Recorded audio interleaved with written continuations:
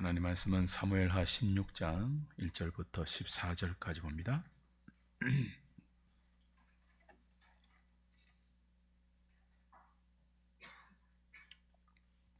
제가 한 절, 여러분이 한 절, 구약성경 489페이지 사무엘하 16장 1절부터 14절까지 교독합니다.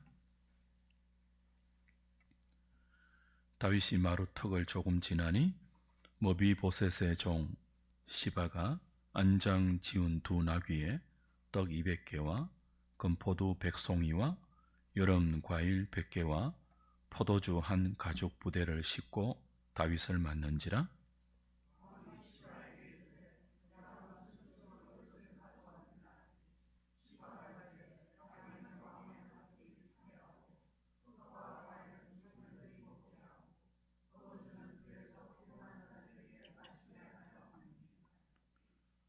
왕이 이르되 내 주인의 아들이 어디 있느냐 하니 시바가 왕께 아뢰되 예루살렘에 있는데 그가 말하기를 이스라엘 족속이 오늘 내 아버지의 나라를 내게 돌리리라 하나이다 하는지라.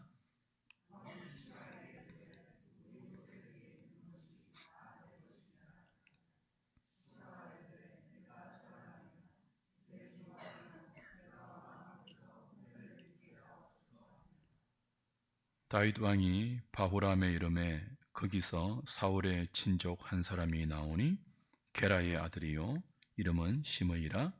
그가 나오면서 계속하여 저주하고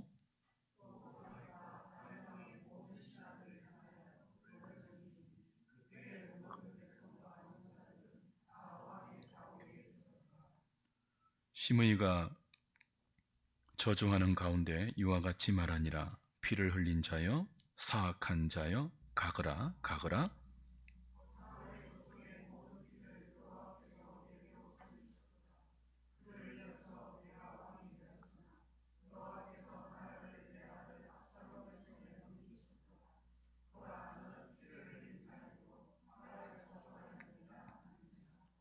스루야의 아들 아비새가 왕께 여짜오되 이 죽은 개가 어찌 내 주 왕을 저주하리이까? 청하건대 내가 건너가서 그의 머리를 베게 하소서 하니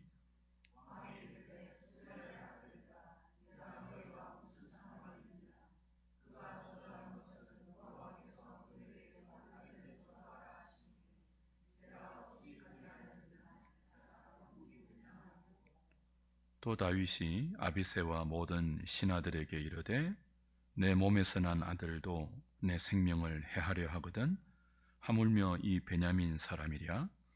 여호와께서 그에게 명령하신 것이니 그가 저주하게 버려두라.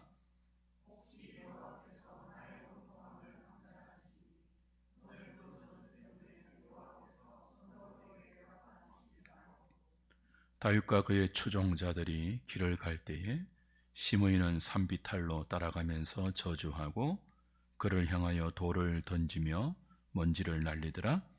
왕과 그와 함께 있는 백성들이 다 피곤하여 한 곳에 이르러 거기서 쉬니라. 아멘.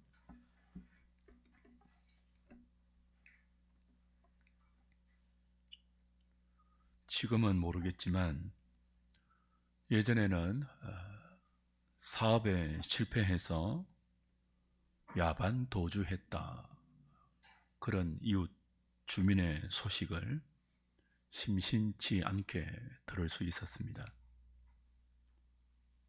빚쟁이에게 붙잡히지 않기 위해서 맨손으로 급하게 도망갔던 사람들이 제 주변에도 조금 있었던 것 같습니다. 상황은 다르지만 지금 예루살렘을 급하게 떠나고 있는 다윗도 이런 비참한 도망자의 신세입니다. 다른 사람도 아니고 아들이 반역했습니다. 아들이 목숨을 위협하고 있습니다.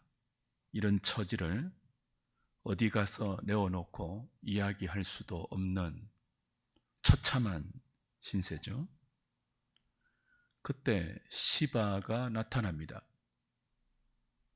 안장을 지운 두 나귀에 떡 200개, 금포도 100송이, 여름 과일 100개, 포도주 한 가죽 부대를 싣고 도망치고 있는 다윗을 맞이합니다.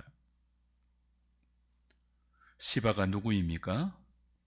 원래는 사울 왕의 재산을 관리하고 있었던 사람인데 다윗이 요나단의 다리 저는 마지막 아들 머비보셋의 집을 관리하고 섬기라고 종으로 보냈던 사람이죠. 다윗의 입장에서는 아무런 준비도 없이 급하게 도망쳐 나와 공고한 피난길에 힘이 될 수 있는 것들을 시바가 가지고 나왔습니다. 그리고 자신을 영접합니다. 고맙고 감사하겠죠. 그래서일까요? 다윗은 머비보셋을 모함하는 시바의 거짓말에 속습니다. 그리고 시바에게 머비보셋의 모든 재산을 넘겨줍니다. 공고한 처지에서 자신을 도와준다고 생각했던 시바에 대해서 판단력이 흐려진 다윗의 모습이죠. 머비보셋이 다윗 자신을 배반하고 압살롬의 편에 섰다는 소식은, 시바가 들려주는 이 소식은 나중에 사실을 정확하게 알아보고 처리할 수도 있는 문제이죠. 지금 감정적으로 급하게 머비보셋에게 준 땅과 영지를 시바에게 다 넘겨준 것은 감정적인 처사일 수밖에 없습니다.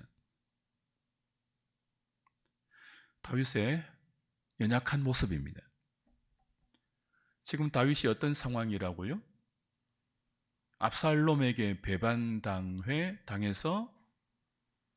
왕위와 목숨을 위협받고 급하게 도망치고 있습니다.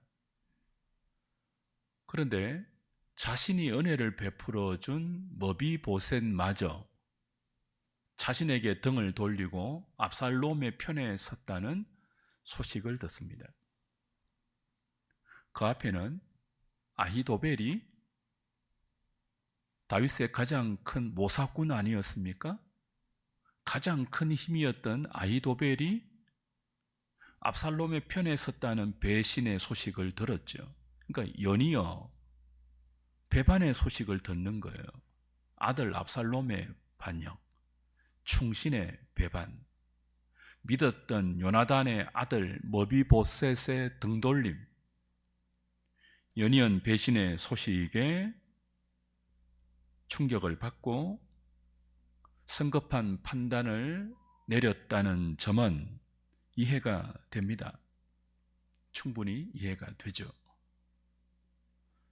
사실 다윗은 너무나 오랫동안 사울에게 고통을 당해왔지 않습니까?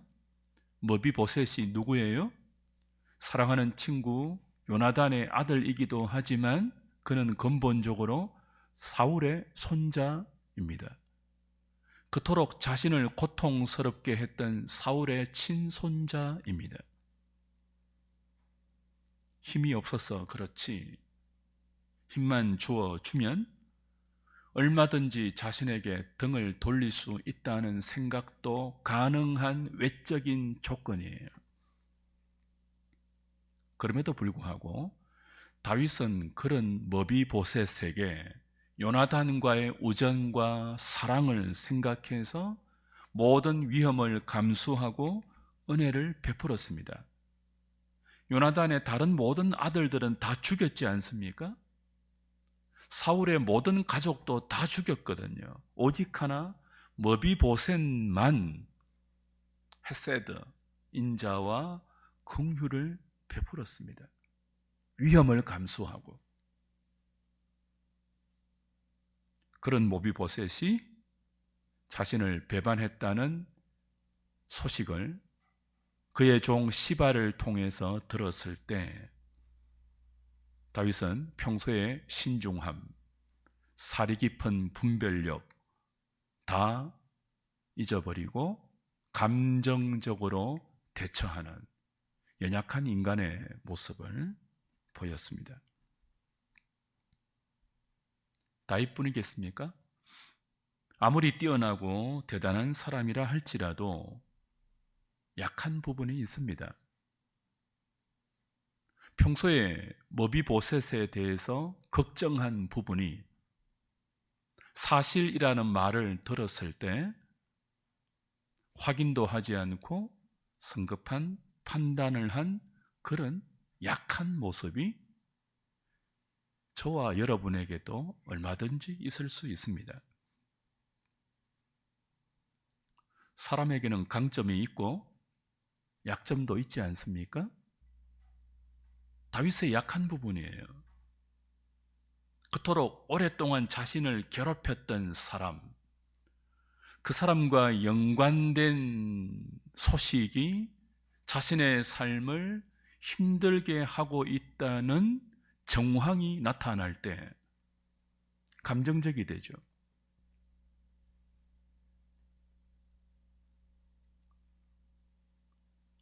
우리의 약한 부분은 어디일까요? 하나님 앞에서 상황 판단을 정확하게 하지 못하게 하고 성급하고 감정적인 처사로 일을 걸어치는 그는 우리의 약점, 주 앞에 늘 긍휼을 구하고 그 약점을 주님께서 도와주시지 않으면 나는 또 분노하는 사람 되고 감정적으로 처신하는 그런 연약한 인생이 드러날 수밖에 없음을 하나님께 아뢰고 주의 은총을 구해야 할 우리의 약한 부분은 어디입니까? 여러분은 아실 거예요. 남들은 몰라도 자신은 알 거예요. 나의 약한 부분이 이거야. 오늘 저녁에 그 부분을 하나님 앞에 내어놓고 불쌍히 여겨 달라고 간구하는 시간이 될 수 있기를 바랍니다. 이어서 다윗이 바후림에 도착합니다. 그때 누가 나타납니까? 시므이라는 사람이 나타나 다윗을 저주합니다. 따라다니면서 다윗과 일행들에게 돌을 던지고 욕을 퍼붓습니다. 시므이 역시 사울 집안 사람입니다. 5절에 보시면 다윗 왕이 바후람의 이름에 거기서 사울의 친족 한 사람이 나오니 게라의 아들이요 이름은 시므이라 이렇게 나오죠. 이 사람 역시 사울의 집 족속 중에 하나입니다. 그가 따라다니면서 다윗을 저주합니다. 다윗에게 돌을 던지고 저주하는 시므이라는 사람이 사울 집안의 한 족속이에요. 그러니까 이 사울 집안 사람들은 다윗이 자기 집안을 도륙했다고 여길 수 있죠. 사실 그게 아니잖아요. 사울이 다윗을 죽이려고 했고 사울은 하나님에 의해서 처단된 사람이죠. 근데 사람들은 사울 집안의 사람들은 다윗이 사울과 요나단과 우리 모두를 몰살했다. 우리의 원수다라고 생각할 수 있단 말이에요. 그러니까 다윗과 다윗 일행을 따라다니면서 돌을 던지고 저주하고 욕을 퍼부었던 시므이가 누구라고요? 다윗 집안의 한 족속이죠. 그가 다윗을 이렇게 저주했습니다. 7절, 8절 보십시오. 시므이가 저주하는 가운데 이와 같이 말하니라. 피를 흘린 자여, 사악한 자여, 가거라 가거라. 사울의 족속의 모든 피를 여호와께서 네게로 돌리셨도다. 그를 이어서 내가 왕이 되었으나 여호와께서 나라를 내 아들 압살롬의 손에 넘기셨도다. 보라, 너는 피를 흘린 자이므로 화를 자초하였느니라 하는지라. 시므이 역시 그렇게 생각하고 있죠. 사울 집안의 피와 모든 피를 다윗이 흘린 잔인한 왕이다. 그런 인식이 기본적으로 사울 집안의 사람들에게는 있단 말이죠. 그래서 여호와께서 네가 흘린 그 피를 지금 갚고 계신다. 너의 왕위를 네 아들 압살롬에게 넘긴 것은 네가 피를 흘리고, 여기 피를 흘린 것은 시므이의 입장에서는 뭐예요? 사울 집안의 피를 의미하겠죠. 우리 집안을 네가 씨를 말렸기 때문에 이 화는 네가 자초한 거다라고 저주해요. 사실에 근거한 것이 아니죠. 피해 의식과 분노와 원한과 감정적인 마음에서 그 마음이 욕과 저주로 발설되고 있는 것입니다. 그 마음껏 복수와 저주의 말을 퍼붓지 않습니까? 비루한 자여 가거라 가거라. 다윗이 처한 이 고통스러운 피난길의 상황을 마음껏 즐기면서 욕을 퍼붓고 그동안 쌓아왔던 분노를 쏟아붓고 있습니다. 옆에 있던 아비새가 이 시므이의 저주를 듣고 사실 말도 되지 않는 내용 아닙니까? 분노하죠. 그래서 이렇게 반응합니다. 9절입니다. 스루야의 아들 아비새가 왕께 여짜오되 이 죽은 개가 어찌 내 주 왕을 저주하리이까? 청하건대 내가 건너가서 그의 머리를 베게 하소서 하니. 아비새가 시므이를 보니까 기가 찬 거예요. 다윗이 왕의 자리에 앉아 있을 때는 죽은 개처럼 한마디도 못하던 시므이가 압살롬의 반역에 의해서 쫓겨나는 도망자의 신세가 되니까 보란듯이 그를 저주합니다. 근데 아직 다윗에게는 시므이 한 사람 정도는 죽일 힘이 있잖아요. 무엇보다 아비새가 지금 군사들을 이끌고 다윗을 따르고 있지 않습니까? 그래서 말합니다. 이 죽은 개를 내가 건너가서 처리할 수 있도록 왕이여 허락하소서. 충신이 보여야 할 당연한 반응이죠. 근데 다윗은 거기에 응하지 않습니다. 10절, 11절, 12절입니다. 왕이 이르되 스루야의 아들들아, 내가 너희와 무슨 상관이 있느냐? 그가 저주하는 것은 여호와께서 그에게 다윗을 저주하라 하심이니 네가 어찌 그리하였느냐 할 자가 누구겠느냐? 또 다윗이 아비새와 모든 신하들에게 이르되 내 몸에서 난 아들도 내 생명을 해하려 하거든 하물며 이 베냐민 사람이야. 여호와께서 그에게 명령하신 것이니 그가 저주하게 버려두라. 혹시 여호와께서 나의 원통함을 감찰하시리니 오늘 그 저주 때문에 여호와께서 선으로 내게 갚아주시리라 하고. 자, 앞에는요 시바의 거짓말에 속절없이 무너졌던 연약한 다윗의 모습을 보았습니다. 지금은요 이 시므이의 맹렬한 저주 앞에서는 하나님의 주권을 인정하고 있습니다.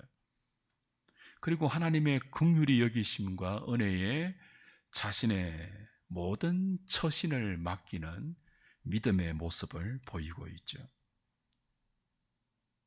한 사람 안에 이런 연약한 모습과 이런 그 믿음의 모습을 함께 볼 수 있는 것입니다. 인생의 아이러니죠. 다윗은 지금 시므이의 입에서 터져 나오는 자신을 향한 욕과 조롱과 저주가 단순히 심어이의 분노, 사울 집안의 분노에서 나온 욕이 아니라 여호와의 주권 아래에서 자신을 낮추시는, 보이지 않는 하나님의 뜻이 있는 욕이라고 보았습니다. 그는 심의가 퍼붓는 저주를 한 귀로 듣고 한 귀로 흘려보내겠다는 자포자기의 마음으로 이렇게 반응하는 게 아니에요.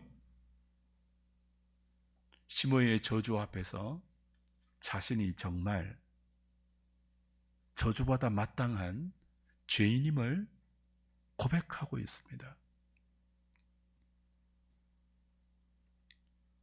다윗은 퍼붓는 심의의 저주를 통해서 낮아질 대로 낮아지고 있는 거예요. 죽은 개 같은 심의 입에서 나오는 그 말도 안 되는 저주가 말이 안 되는 게 아니라 하나님 앞에서 저주받아 마땅한 자신의 죄인됨을 폭로하는 말이 되는 욕이며 말이 되는 저주임을 다윗은 깨닫고 있습니다. 아비새는 분노하면서 죽은 개 같은 심의를 죽이겠다고 달려들었지만 다윗은 말이 되는 저주라고 인정했다고요.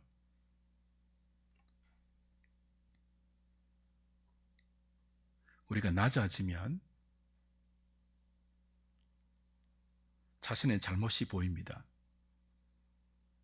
하나님 앞에 우리 자신을 낮추면 평소에 깨닫지 못했던 자신의 죄악이 보입니다. 시바의 거짓말에 성급하게 머비보셋을 판단하고 머비보셋의 재산을 시바에게 돌린 처사는 아직 철저하게 낮아지지 않은 상태에서 한 성급하고 감정적인 행동이었다면 지금은 심의의 저주 앞에서 더 이상 낮아질 수 없을 만큼 한껏 낮아지고 있습니다. 돌을 던지면서 따라오잖아요. 돌을 던지면서 욕을 하잖아요. 돌을 던지면서 침을 뱉고 저주하잖아요. 그 앞에서 분노할 수 있죠. 그 앞에서 그대로 갚아줄 수 있죠. 근데 하나님의 은혜입니다. 돌과 함께 날아오는 심의의 저주 앞에서 다윗은 철저하게 낮아지고 있습니다. 심의의 저주가 주의 음성으로 들려오기 시작합니다. 심의의 저주 앞에서 그동안 자신이 저질렀던 실수와 죄악과 불의를 깨닫습니다. 우리아의 아내 바세바를 범하였고 목숨을 다하여 충성했던 우리아를 죽였고 은닉했고 하나님이 세우신 왕의 자리에서 이탈하여 자신을 높였던 교만했던 자신의 죄를 쏟아지는 심의의 저주를 통해서 깨닫고 있습니다. 맞습니다, 하나님. 나는 저주받아 마땅한 죄인입니다. 사람이 이렇게 철저하게 낮아지면 분노하지 않습니다. 반격할 생각을 하지 않습니다. 자신에 대한 정직한 성찰이 이루어지죠. 그리고 이 모든 고통스러운 상황에 대한 하나님의 뜻을 묻고 불쌍히 여겨주시는 하나님의 긍휼을 구하게 됩니다. 그러므로 사랑하는 여러분, 어려움을 당할 때, 눈물이 쏟아질 때, 고통이 가슴을 짓눌러서 답답하고 억울할 때, 분통을 터뜨릴 데가 없어서 가슴이 미어질 때, 낮아지는 것이 중요합니다. 낮아지지 않으면요, 억울한 상황을 만나면 절망하고 분노하고 복수와 반격을 꿈꾸면서 자신을 더 망치게 됩니다. 분노도 복수도 큰 삶의 에너지 중에 하나예요. 근데 어떤 에너지입니까? 망치는 에너지예요. 공부할 때도 분노로 공부하는 사람들이 있습니다. 왜 이렇게 가난한 집안에 태어나서 분노로 자신을 다스려서 난 공부에서 성공하고 말 거야. 분노로 공부하는 사람이 있습니다. 그래서 분노로 공부해서 좋은 대학 가고 인류 직장에 취직하고 세상이 볼 때 성공하는 인생이 있습니다. 근데 그 인생 사실은 자신을 망치는 거예요. 분노로 그 자리에 가면요, 다른 사람을 살리는 구실보다는 무슨 일이 있어도 성공해야겠다는 그 분노의 에너지로 자신과 다른 사람을 함께 죽이면서 질주하게 되죠. 그래서 억울하다고 생각될 때,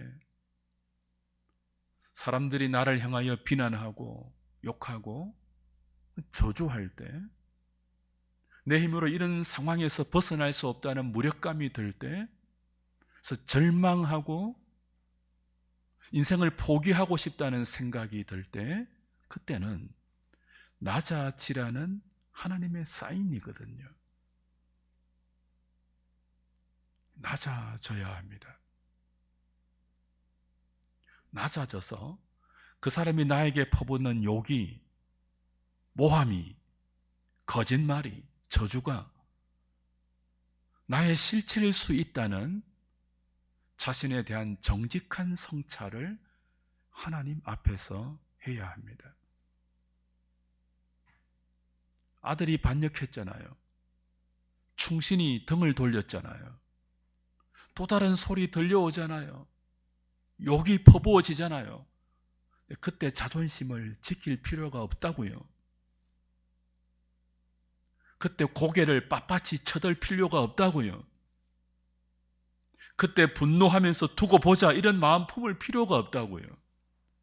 하나님이 낮추시는 때거든요.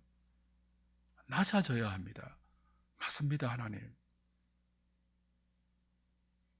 내가 저 시므이가 퍼붓는 저주처럼 피를 많이 흘렸습니다. 내가 죄악투성이의 인생이었습니다. 내가 하나님이 세우신 자리를 이탈해서 교만한 인생의 자리에 마치 내가 왕이나 되는 것처럼 앉아 있었습니다. 맞습니다, 주님. 하나님이 지금 이렇게 하고 있습니다.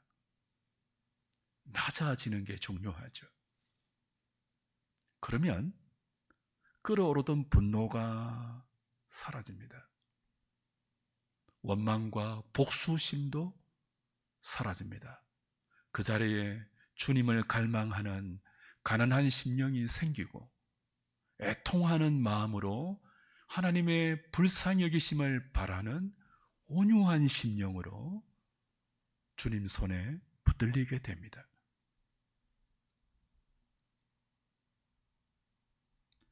원통하죠. 억울한 점이 왜 없겠습니까? 아무리 돌아보아도 이 시므이라는 죽은 개 같은 인생이 자신을 이렇게 욕할 만큼 그 정도는 아니잖아요. 원통할 수 있고 억울할 수 있죠. 근데 낮아지면 그 원통함이 없어집니다. 억울하지 않습니다. 그리고 하나님의 긍휼히 여기심만을 바라게 됩니다. 하나님만이 회복할 수 있습니다. 하나님만이 이 사태를 수습할 수 있습니다. 하나님만 의지하고 하나님만 바라고 하나님만 구하게 됩니다.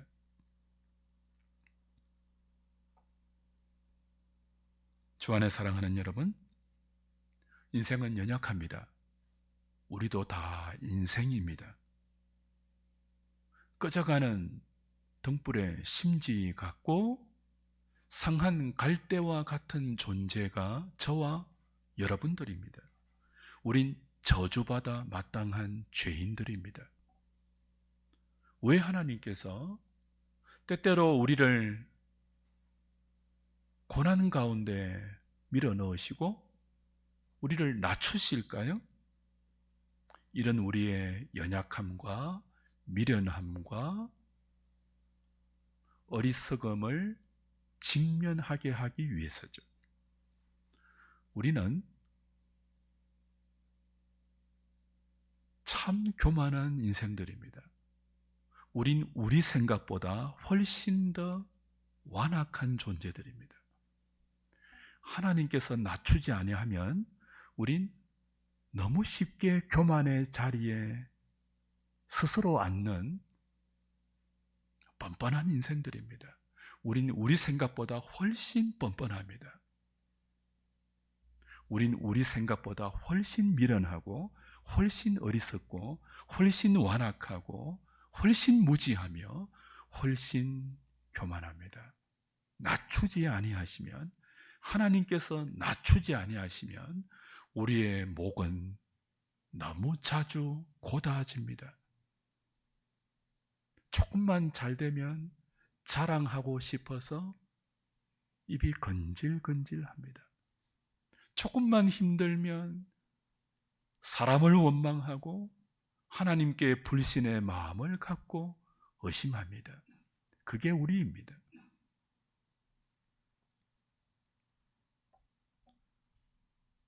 우리가 얼마나 쉽게 높아지던가요?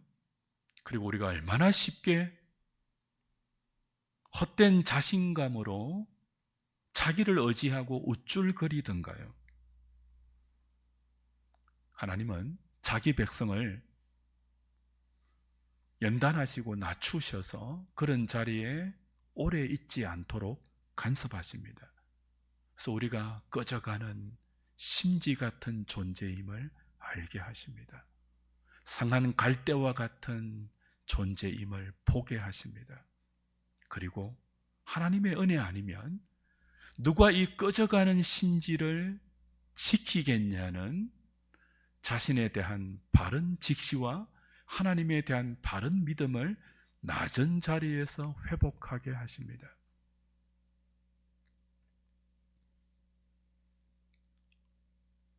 우리의 의지는 너무 쉽게 무너지지 않던가요? 꺼져가는 심지, 불이 불면 저 초에 요만큼 남은 심지예요. 불이 붙어 있는데 가물가물해요. 흔들려요.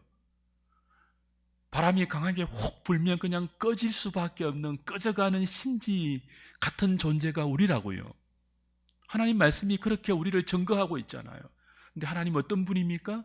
꺼져가는 심지를 끄지 않으세요. 꺼져가는 심지인데 끄지 않기 위해서 낮추신다고요. 안 낮추시면 저절로 우리 자신이 꺼지기 때문에 그 꺼져가는 심지를 손으로 잡아서 끄지 아니하시고 하나님의 은총으로 낮추셔서 다시 인생의 자리로 돌아오게 하며 다시 하나님만 소망하게 하며 다시 주의 얼굴을 바라보게 하심으로 꺼져가는 심지에 소망의 불을 붙여주시죠. 낮아진 자리에서 말입니다. 우리의 경건이 얼마나 자주 죄로 쉽게 오염되던가요? 선을 행하려는 우리의 마음은 얼마나 자주 욕망 앞에서 흔적과 자취를 감추던가요? 저와 여러분의 생각과 동기 속에 드러나지 않는 죄와 불순한 마음들은 또 얼마나 많은지요. 낮추시지 아니하시면 우린 그것조차 모른 채 자신에 대해서 오판하고 하나님에 대해서 오해하면서 살아갈 수 있는 미련한 존재들이죠.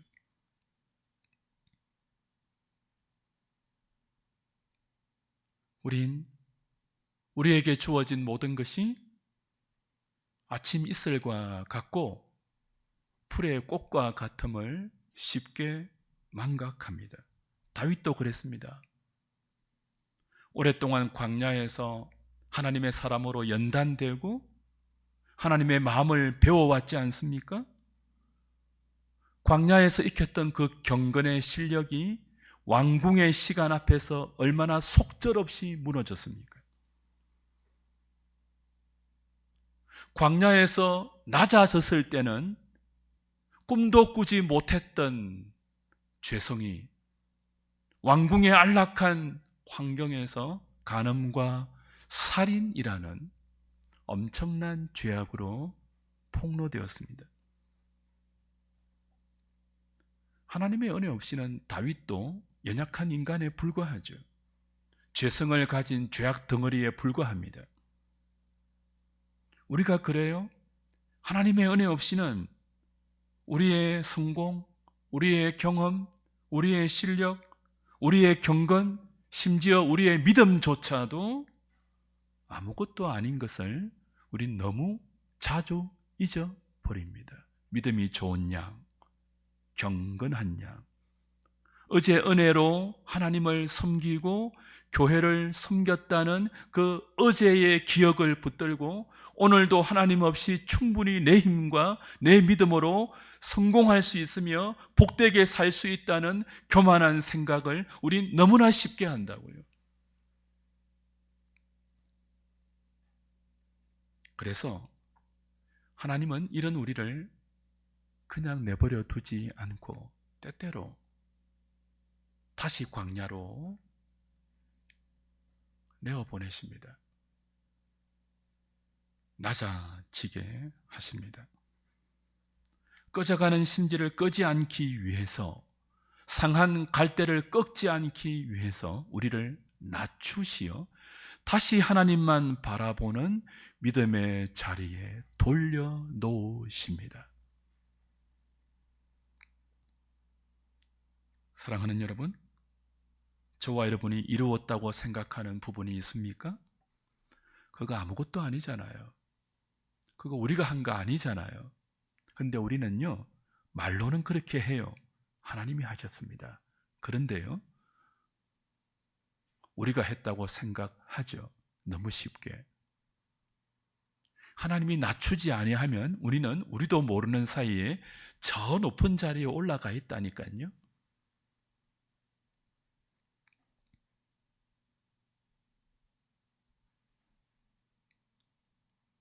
하나님이 낮추시는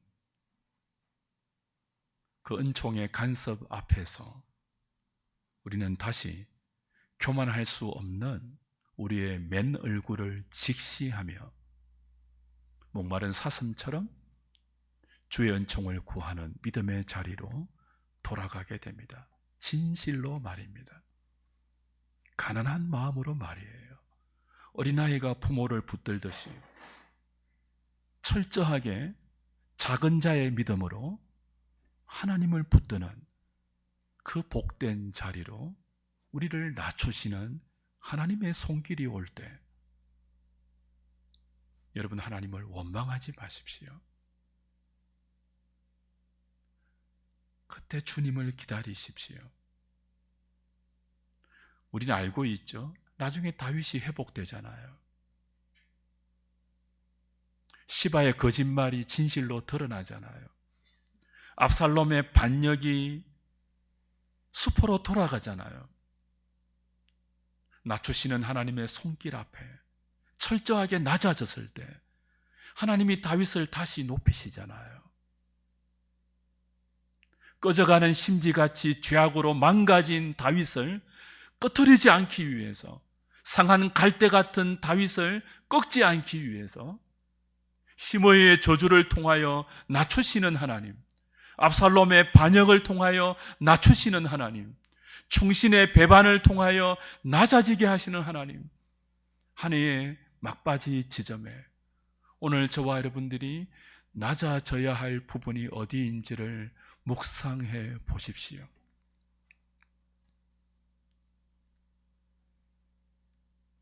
낮아진 자리에서 주의 얼굴을 구하고 하나님의 공유를 구할 때 아무 죄도 없고 아무 잘못도 없는 하나님의 독생자 예수 그리스도가 나의 미련함, 나의 연약함, 나의 잘못, 나의 죄악을 짊어지고 아버지의 저주를 담당하셨음을 알게 됩니다. 주님이 저주받았잖아요. 말도 안 되는 저주받았죠. 오늘 다윗이 심의의 저주 앞에서 자신을 향한 저주라고 인정했지만 예수 그리스도는 저주받을 이유가 없는 독생자 아닙니까? 근데 저주받을 이유가 없는 그분이 내가 받아야 할 저주를 십자가에서 다 받았음을 낮아진 자리에 가면 보입니다. 주님이 침뱉음을 당하고 욕을 들어야 할 이유가 어디 있습니까? 존귀한 하나님의 아들인데 그분이 왜 욕을 들어야 돼요? 그분이 왜 매를 맞아야 돼요? 성탄은 그런 날을 기억하는 날이에요. 흥청망청 선물 주고받고 뜻도 없이 해피 버스데이 투 유 노래 부르는 날 아니고요. 그분이 왜 육신이 되어서 그분이 왜 십자가로 가셔야 하는지를 돌아보는 날이라고요. 나를 위해서 죽으러 가시는 그분 앞에 축하합니다 할 수 없다고요. 죽으러 가는 그분 앞에, 죽으러 오신 그분 앞에 어떻게 인생이 축하한다고 할 수 있습니까? 제가 이런 말 하면 이상하다고 여기는 분들이 있습니다. 그냥 같이 축하하지 뭔 당신이 그렇게 대단하다고 다 축하하는데 축하하면 안 된다고 죄를 뿌리느냐? 여러분이 주님의 입장이 되어 보시라고요. 죽으러 오셨잖아요. 죽으러 육신을 입고 이 땅에 오셨잖아요. 근데 축하한다고 할 수 있냐고요. 사형의 자리로 가는데, 말도 안 되는 저주를 받는 자리로 가는데 축하한다고요? 감사하는 거죠. 교만한 인생은 높아진 자리에서 성탄의 의미를 모릅니다. 하나님의 아들이 왜 거기에 달려야 하는지를 모른다고요. 근데 낮아지면 알게 되죠. 왜 독생자가 저기 계시는지, 왜 내려오지 않고 12영도 더 되는 천군을 동원하여 자신을 저주하는 자를 단숨에 제압하고 보란듯이 아들의 영광을 떨칠 수 있는 그분이 왜 그렇게 하지 않고 묵묵히 수모를 감당하고 욕을 받고 침뱉음을 당하며 저주를 다 받고 있는지 우리가 낮은 자리에 가면 그 이유를 알게 된다고요. 나 때문에 그분이 거기 있는 것을 알게 된다고요. 그래서 주님의 주권 앞에서 내 인생의 현실을 내 마음대로 재단하고 판단해서 원망하고 불평하고 분노하지 않고요. 꺼져가는 심지 같은 나를 끄지 않는 상하는 갈대와 같은 나를 꺾지 않는 하나님의 은혜 앞에 눈물 나는 나의 현실을 무릎 꿇려 이 또한 감사하다고 주님 앞에 고백할 수 있죠. 그런 성탄 전야 되시기를 바랍니다. 주님이 다스리는 천국은 가난한 자의 심령에 허락됩니다. 애통하는 자의 심령에 위로처럼 꽂히는 것이 주님의 통치권입니다. 원망하고 불평하고 절망하고 의심하는 심령이 아니라 가난하고 애통하는 마음에 주님의 손에 길들여져서 주님의 뜻으로 오늘 나의 현실을 해석하는 믿음의 심령에 천국은 선물로 주어집니다. 그런 저와 여러분 되시기를 바랍니다. 꺼져가는 우리의 심지를 끄지 않으시고 상하는 갈대와 같은 우리를 꺾지 않기 위하여 주님이 육신을 입고 오셔서 우리 대신 저주받으시고 우리 대신 심판받으시고 죽어야 마땅할 우리 대신 죽으셨고 부활하여 오늘 우리의 의가 되셔서 아버지와 함께 성령을 보내사 우리 안에 거처를 삼아 우리를 성전으로 지어가고 계십니다. 그분이 낮추시면 낮아지는 것이 복입니다. 이 연말에 새해를 준비하면서 가난하고 낮아지는 심령으로 주의 얼굴을 바라보면서 한 해를 잘 믿음으로 정리하시고 한 해를 또 믿음으로 잘 계획하시는 우리 하누리 모든 식구들 되시기를 주님의 이름으로 부탁드립니다.